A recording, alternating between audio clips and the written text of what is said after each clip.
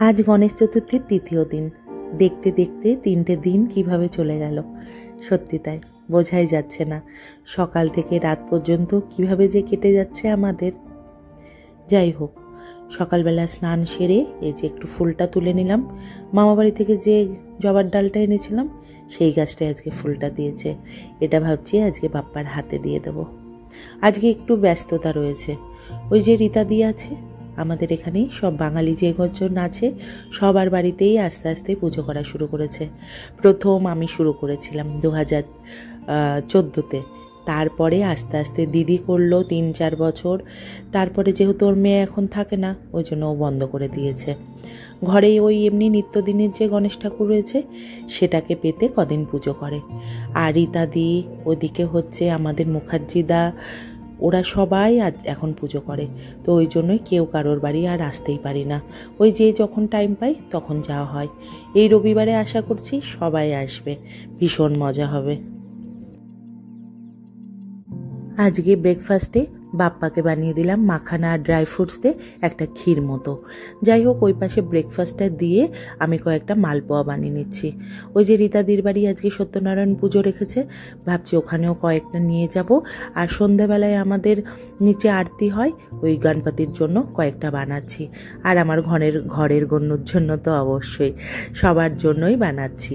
তো ওই জন্যই একটু তাড়াতাড়ি করে ওই পাশটায় এইটা বসিয়ে দিয়ে, আর রান্নাটাও আমাকে করতে হবে যেহেতু একটু তাড়াতাড়ি করে আবার রীতাদির বাড়ি যাওয়া রয়েছে বলে আজকে খুব ব্যস্ততা।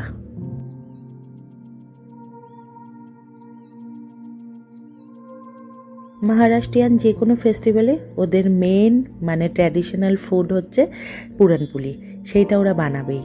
আর আমাদের কোনো পুজো টুজোতে মানে আমাদের প্রায় সব পুজোতেই মানে মালপোয়াটা থাকেই। আর মালপোয়াটা আমাদের কলকাতার বাঙালিরা আর এদিকে ইউপি বিহারের এরাই বানাতে পারে।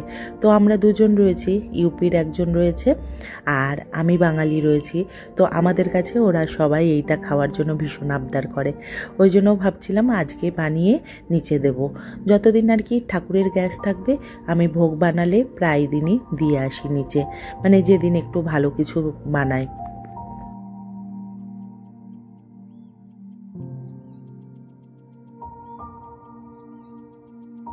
আজকে একটু ব্যস্ততা আছে বলে একদমই একটু সিম্পল মেনুই বানাচ্ছি। বেগুন ভাজা ঘি দিয়ে দেবো, আর তার সাথে আলু পটলের তরকারি, আর ওই স্যালাড থাকবে। আর এই যে মালপোয়া বানাচ্ছি এই দিয়ে দুপুরবেলার ভোগ দিয়ে দেবো বাপ্পাকে। মহারাষ্ট্রে রয়েছি প্রায় 16-17 বছর হতে আসলো, কিন্তু এখনও আমাদের সব থেকে মুম্বাইয়ের যে ফেমাস গণপতি লালবাগচা রাজা, যেটা দেখার জন্য দূর দূরান্ত থেকে মানুষ এই টাইমে আসে বম্বেতে, কিন্তু আমি এখনও তার দর্শন পাইনি। বলতে পারো দর্শন পাওয়াটাও মানে ইচ্ছাটা তোমার থাকার দরকার। আমার তো সেই টাইমটাই হয়ে ওঠে না, ইচ্ছা থাকলেও টাইম হয় না। কারণ আমি গণপতি বসিয়েছি নিজে ঘরে, তো আমার এই দিকে সামলাতেই ওই দিকে যাওয়ার কথা ভাবতেই পারি না। জানি না কবে টানবে লালবাগচা রাজা, তো যেদিন টানবে সেদিনই তার দর্শন পাবো। লালবাগচা রাজার দর্শন পেতে হলে তোমাকে ওই আগের দিন লাইনে দাঁড়াতে হবে। তুমি গিয়ে তার পরের দিন সকাল কি দুপুরের দিকে তুমি তার দর্শন পাবে, এতটাই ভিড় হয়। আজ আবার বিকালের দিকে আরও কিছু ঘরে যেতে হবে। যারা ওই 3 দিন রাখে আমাদের বিল্ডিংয়ে গণপতি, তাদের ঘরে দর্শনের জন্য যেতে হবে। সবাই অ্যাকচুয়ালি আমাদের যে গ্রুপটা আছে সোসাইটির, সেখানে সবাই ইনভিটেশন কার্ড পাঠিয়ে দেয়। আর সেইটা দেখে যাদের ঘরে 1.5 দিন 3 দিন সেইভাবে গিয়ে দর্শন করে আসি। কিন্তু আজকে মনে হচ্ছে একজনের ঘরে আমার সত্যি আর যাওয়া হবে না। কারণ এই যে রীতাদির বাড়িতে যাব, ওখান থেকে কখন আসব, আর ওই দুপুরের মধ্যে তার ঘরের বিসর্জন হয়ে যায়। আর বাইরে আজকে প্রচণ্ড বৃষ্টি হচ্ছে, জানি না কখন যেতে পারবো। ভোগ রান্নাও মোটামুটি কমপ্লিট হয়ে গেছে। আজকে যেহেতু একদমই সিম্পল ছিল ওই জন্য বেশ তাড়াতাড়ি হয়ে গেল, কিন্তু ওই গুছিয়ে সব কিছু করতে করতেই লেট হয়ে যায়। এবার ভাতটা হলেই তারপরে ভোগের থালাটা রেডি করে আরতি করব।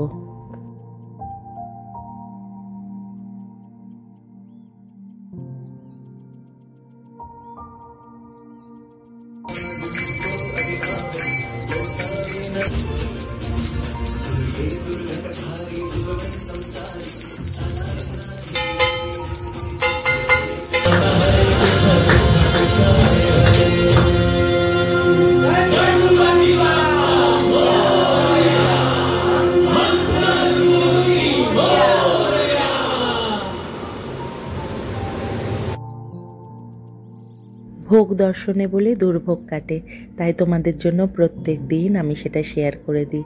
এই যে আমার রাধা গোবিন্দর ভোগ, আর এই যে আমার গণ্য বাপ্পার ভোগ। সবাই যেখানে আছো সবাই যেন ভীষণ ভালো থেকো সবাই। তো চলো এখন ফটাফট একটু রেডি হয়ে নিই আমি।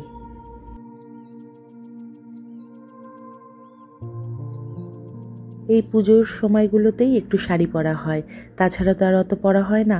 বেরও করে রেখেছিলাম কোন শাড়িটা পরে আসব, কিন্তু বাইরে দেখি বৃষ্টি হচ্ছে, ওই জন্য আর শাড়ি পরার রিস্ক নিলাম না, কারণ শাড়ি পরতে গেলে আবার দেরি হয়ে যাবে। ওই জন্য ফটাফট করে সালোয়ার পরেই চলে আসলাম। তাও দেখি পুজো প্রায় কমপ্লিট হয়ে গেছে। ওই কে এসছে? ও কি, কখন আসলেন? এই তো 11:30। 11:30? তাহলে তো সবই দেখতে পেয়েছো। হ্যাঁ, ভালো করেছো। এত কাজ করছো, সেটা একটু না তুলে রাখলে রীতা দিয়ে আবার ভুলে যাবে। ভিডিওটা দেখবে, তখন বলবে না না মালা দিয়ে অনেক হেল্প করেছিল।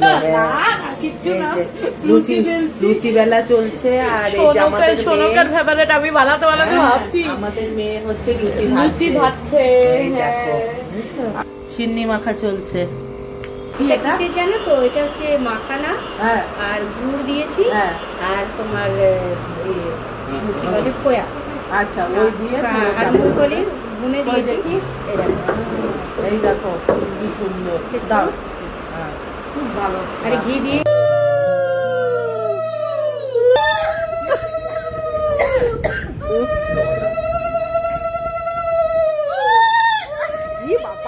তোকে দেখে বলেছি যে ঝগড়া করছিস। মালাদি রঘু ডাকাত মালাদি সব থেকে ভালো দিচ্ছে। বেশ অনেক দিন বাদে আবার সবাই এক জায়গায় হয়েছি।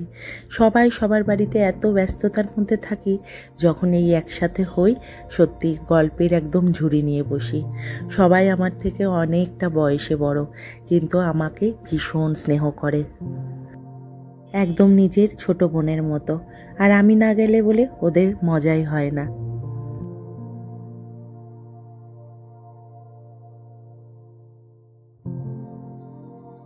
এটা মালাদি মল্লিকার্জুন। আচ্ছা, 12 জ্যোতির্লিঙ্গে এক জ্যোতির্লিঙ্গ আন্ধ্রপ্রদেশে সাইলাম, সেখানকার প্রসাদ। বাপরে, বাবা আর মা দুজনেই একসঙ্গে ওখানে বিরাজমান আন্ধ্রপ্রদেশের। তাহলে দেখো, মুম্বাইতে বসে আন্ধ্রপ্রদেশের মল্লিকার্জুনের প্রসাদ পেয়ে গেলাম। এই যে সবাই দর্শন করে নাও, দর্শনেও অনেকটা কি দুর্ভোগ কাটে। এই যে সবাই এর জন্য নিয়ে এসছে আলাদা করে। আজকে দিদি ভোগে অনেক কিছু রান্না করেছিল, ফ্রাইড রাইস, ধোকার ডালনা, পনির, পুরি, তারপরে সিমাইয়ের পায়েস। খেয়ে দে তারপরে এই যে দাদা কিছুদিন আগেই কলকাতায় গেছিল, সেখান থেকে এই যে বাতাবি লেবু নিয়ে এসেছিল, সেটা দেখেই আমরা বলেছিলাম যে আমরা গিয়ে মাখা করে খাবো।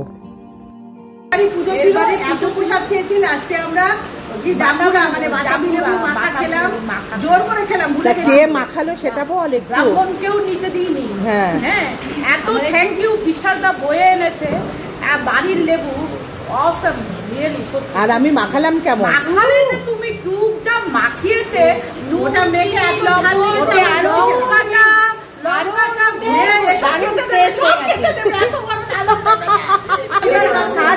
তুই চুপ করবি। কিন্তু টুক যখন ওই জিনিসটার মধ্যে হাত লাগালো, আমিও খুলেছি না। হ্যাঁ, দুইজনের হাতে। আমি বললাম যে লঙ্কা